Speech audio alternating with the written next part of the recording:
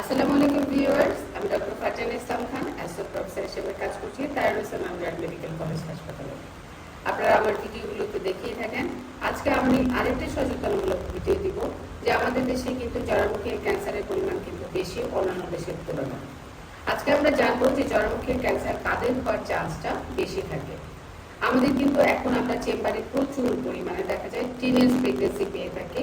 তার সাথে দেখা যায় যে তাদের দেখা যায় sexual early age of sexual exposure কিন্তু খুব বেশি থাকে।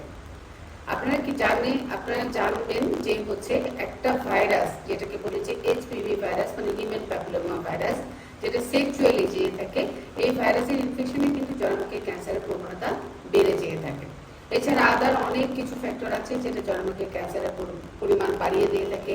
যেমন আপনি যদি হাইজিন কম মেনটেন করেন, বিশেষ করে ভ্যাজাইনাল হাইজিনটা কম মেনটেন করা হয়, বারবার বাচ্চা নিয়ে থাকেন, too many birth, too frequent birth, বারবার বাচ্চা আপনার সময় 2 বছরের মধ্যে আপনি বাচ্চা নেওয়ার চেষ্টা করছেন, তার সাথে আপনার আগের হাজবেন্ডের যদি আগের ওয়াইফ থাকে, সেই ওয়াইফ যদি তার জরামুখী ক্যান্সারে মারা যেয়ে দেখেন, এবং হাজবেন্ডের যদি মাল্টিপল সেক্সুয়াল পার্টনার থাকে, যদি আপনি স্মোকার হন, এবং তার সাথে যদি আপনার আরো কিছু ইনফেকশন থাকে, ইভেন আপনার খাবারের মধ্যে যদি কিছু ভিটামিন এ, সি, ই এগুলো ডেফিসিয়েন্সি থাকে, অনেক সময় দেখা যায় তার সাথে অবশ্যই অন্য ফ্যাক্টরগুলো, যেটা বিশেষ করে এইচপিভি ইনফেকশন যাদের বেশি হয়ে থাকে, তাদের কিন্তু এই জরামুখী ক্যান্সারের পরিমাণটা বেশি হয়ে থাকে।